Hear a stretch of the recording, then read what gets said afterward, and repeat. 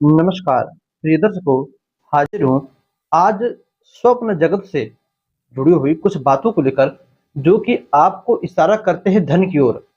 दर्शकों देखिए, कुछ लोग सपनों को सिर्फ एक सपना ही मानकर भूल जाते हैं कि भैया सपने को मतलब कुछ नहीं होता, सब फालतू बेकार बातें हैं। किंतु जब आप स्वप्न जगत के विषय में पढ़ो, भाई अनेकों ग्रंथ इस पर भी हैं। जब आप इस विषय पर पढ़ो तब आपको पता चलेगा कि या तो आपके ऊपर किसी समझिए जो है इष्ट देव की कृपा हो, या आपके कुल देवताओं की कृपा हो, पितरों की कृपा हो, अथवा आपका पूर्वाभास। जैसे हमें कभी कभी लगता है कि अरे ये घटना तो हमारे साथ हो चुकी है, तो हमें लगता है किंतु हमें याद नहीं आता कब हुई है। वही जो लग रहा है उसी को पूर्वाभास कहते हैं। किंतु इतना तगड़ा नहीं होता कि हमें पहले ही पता चल जाए। हम सबका पूर्वाभास इतना कमजोर होता है कि जिस समय वह घटना घटती है उसी समय याद आता है कि नहीं ये हमारे साथ हो चुका है। इसी पूर्वाभास को मजबूत करने के लिए हमारे ऋषि मुनि जो है आपको सब जो हमारे शरीर में कुंडलिनियां हैं उनको जागृत किया करते थे। और इसी से वे जो है भविष्य दृष्टा भी, भविष्य को देखने वाले भी कहे जाते थे। तो चाहे आप अपना पूर्वाभास कह लो, चाहे किसी देवी देवता की कृपा कह लो, कि वह आपके सपने के माध्यम से आपको भविष्य में होने वाली घटनाओं को बता रहे हैं। दर्शकों, आज कुछ ऐसे स्वप्न जिन्हें कि आप यदि देखते हो तो आपको वह धन की ओर इशारा करते हैं कि बहुत जल्द ही आपको अच्छा खासा धन मिलने वाला है। देखिए, ये धन किसी भी प्रकार का हो सकता है आपके बिजनेस में, आप जो काम करें उसमें आपको मुनाफा मिले, अथवा बहुत दिनों से आपका पैसा कहीं पर रुका था, आपने किसी को ब्याज में पैसा उधार दिया था, वो दिन दे आपको, अथवा आप शेयर मार्केट इत्यादि का काम करते हो, उसमें आपको अच्छा खासा लाभ मिल जाए। तो इस प्रकार एक दो जगह से नहीं, कहीं ना कहीं से आपको थोड़ा बहुत पैसे का लाभ अवश्य होगा। तो दर्शकों, कौन कौन से वह स्वप्न है, आइए इसे जानते हैं। तो दर्शकों, पहला जो स्वप्न है वो है देवी देवताओं का। मान लीजिए आपने स्वप्न में किसी देवी देवता की पूजा करते हुए अपने आप को देखा, अथवा किसी देवी देवता का दर्शन किया हो, तो यह भी एक अच्छा और शुभ स्वप्न है। इसके माध्यम से आपको यह बताया जा रहा है कि भैया बहुत जल्द ही आपको एक अच्छा खासा संकेत मिल रहा है कि आपको बहुत ही जल्द ही आपके बिजनेस में चाहे मुनाफा हो जाए, आपको चाहे आपको जो कहीं ना कहीं से धन लाभ होगा। दूसरा स्वप्न है वह कहता है कि आप सपने में किसी जो है लड़की को नाचते हुए, नृत्य करते हुए देखो। यह भी धन लाभ की ओर इशारा करता है, क्योंकि नृत्य जो है देवी देवताओं को भी प्रिय है। तो आप या तो स्वयं अपने आप को नाचते हुए देखो, तो ये खुशी का संकेत है कि आपको बहुत जल्द कोई बढ़िया खुशी मिलने वाली है।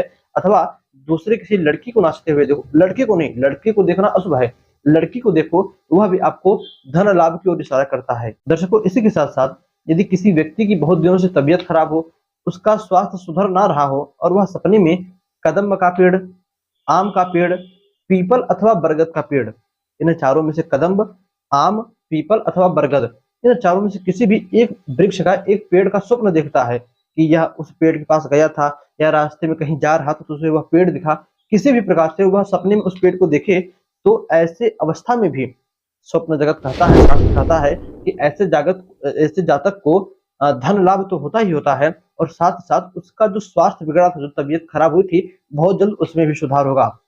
दर्शकों, यदि आप सपने में आंवला अथवा कमल का फूल देखो, तो यह भी एक शुभ स्वप्न है। आंवले को भगवान विष्णु श्री हरि से जोड़ा जाता है, और कमल को माता लक्ष्मी से, इसलिए लक्ष्मी जी को कमला भी कहा जाता है। यह भी एक शुभ स्वप्न है। यह भी आपको धन की ओर इशारा करता है।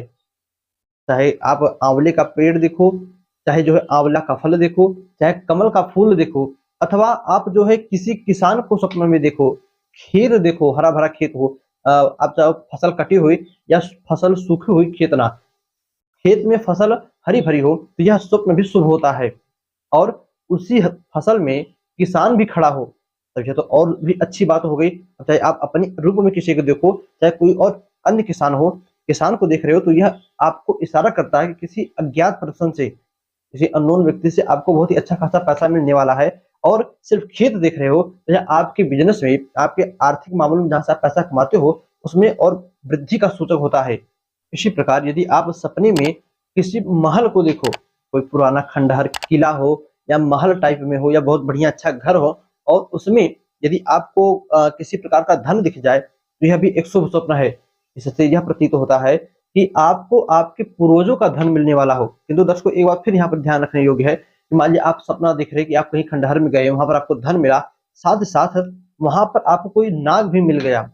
उस सपना में लोगों को दिख जाता है, कहीं कहीं पर आपको नाग भी दिख गया उस खंडहर में, तो यह अशुभ है, क्योंकि तब वह धन लेने योग्य नहीं होता, और मैं कहूँगा यदि इस सपने को देखने के बाद आपको कहीं पर धन मिले, उसे लेकर किसी दान पुण्य में लगा दीजिए, क्योंकि यह एक अशुभ स्वप्न होता है। देखिए, स्वप्न दिखा है तो उसका फल मिलेगा।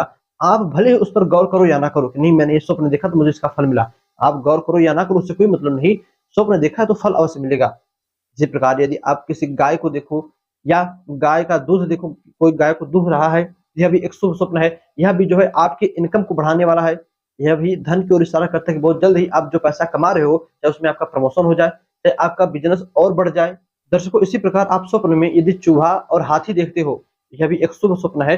हाथी जो है भगवान गणेश का प्रतीक है और चूहा भी गणेश जी की सवारी है। यह दोनों भी एक प्रकार से शुभ स्वप्न ही माने जाते हैं।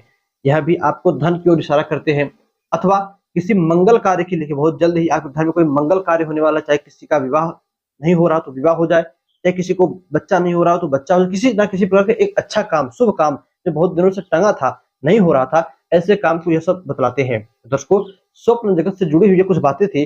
जिस प्रकार आप स्वप्न देखते हो उस प्रकार का फल आपको अवश्य मिलता है। दर्शकों, बस आज के लिए इतना ही। आप अभी कुछ बातें स्वप्न से जुड़ी हुई कमेंट में अवश्य बताइएगा, हमें इजाज़त दीजिए, लेकिन बात वही लिखिएगा जो सत्य हो। आपने कोई स्वप्न देखा, उसके बाद वो घटना आपके साथ घटी, ऐसी कोई बात कमेंट में अवश्य बताइएगा।